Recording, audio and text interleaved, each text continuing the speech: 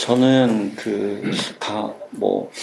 일본하고 영국하고 독일하고 이제 이 공직에 들어와가지고 출장하면서 여러 가지 이제 사례를 봤는데요. 그 각국이 보면 자기 그 특성이나 아니면 장점을 잘 활용해서 그 기존에 있던 것들을 잘 발전시키고 있다라는 생각을 들었어요. 근데 저희 나라 같은 경우에는 좋은 그 제도를 이제 가져오고 그런 배워오는 거에는 되게 열심히 했는데 우리 장점이 무엇인가 발굴하는 데는 조금 약했던 것 같습니다. 보통 농촌을 개발하고 보존하고 관리하고 이런 얘기를 많이 하는데 보존하고 관리하는 게 개발보다는 조금 더 하이 레벨이라고 외국에서는 생각을 하거든요. 저희 나라에서는 이제 개발이 좀 필요했고 개발 중심으로 가다 보니까 이런 얘기도 있어요. 개발의 해법은 또 다른 개발이다.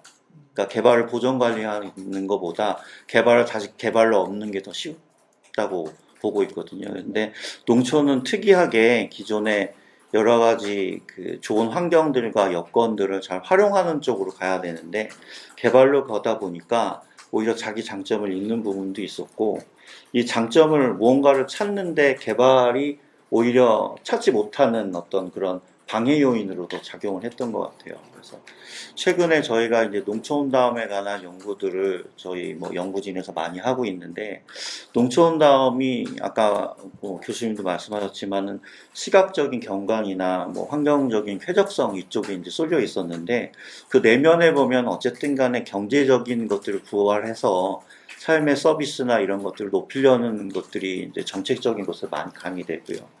어떻게 보면 농업이 가지는 다양한 가치를 또 부각시키는 쪽으로 정책을 이끌어가는 게 또 농식품부의 역할이라고 생각을 합니다.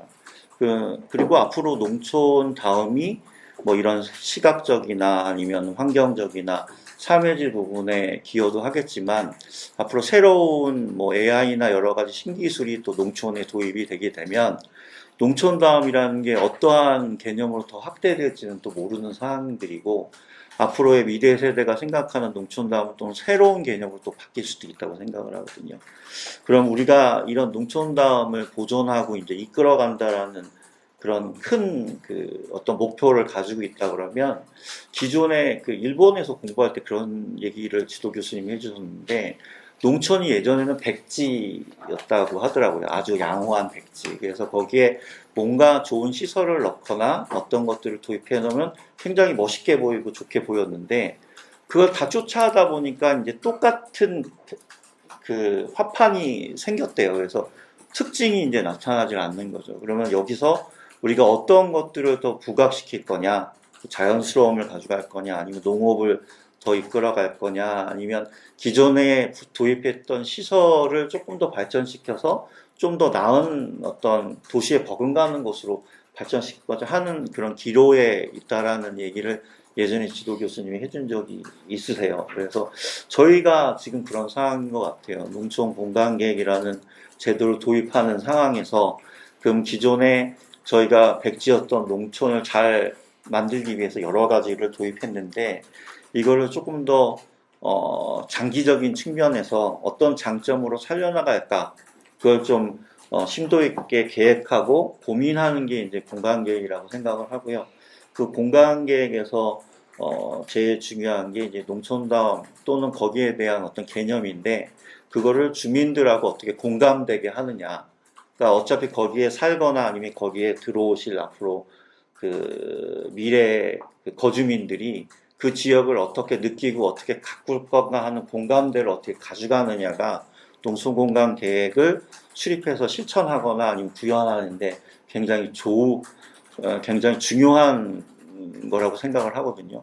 그래서 지금 여러 가지 정책하고 연구들이 진행이 되고 있지만 그러한 목표를 설정하는 데서 다양한 방법이 있다라는 것하고 그거를 인지하는 주민들이 어떻게 그런 것들을 잘 만들어가고 유지시키게 하는가 하는 관점에서의 노력이 조금 필요하다고 그렇게 생각을 해봤습니다. 사례나 이렇게 우수한 어떤 정책들을 볼 때 저희가 배워야 되는 것을 이제 생각해 보면 좀 두 가지인 것 같아요. 하나는 해외 같은 경우에는 좀 체계화가 잘 돼 있는 것 같아요. 국가가 무엇을 하고 그 다음에 있는 저희 나라 치면 도가 어떤 것을 하고, 그다음에 도가 그걸 받아서 이제 그 시군한테 이제 어떤 정책을 펼치면 시군은 또 그걸 받아서 자기가 뭘 해야 되는가를 알고, 또 시군에서는 또 지역별로 어떤 정책을 펼 때 지역이 이게 어떤 의미를 가지고 하는가를 또 인지하고, 이게 국가나 도나 시군이나 그 밑에 하단부가 연계성 있게 이것들 인지하고 또 그 인지에 따라서 연계가 되는 게 되게 좀 해외 같은 경우에는 자연스러운 것 같아요. 아까 본 영국 같은 경우도 국가나 아니면 지역이나 아니면 로컬, 그다음에 그 밑에 하단부가 이렇게 연계되는 것처럼 저희도 이런 연계성에서의 체계가 이제 조금 갖추어져야 되지 않나.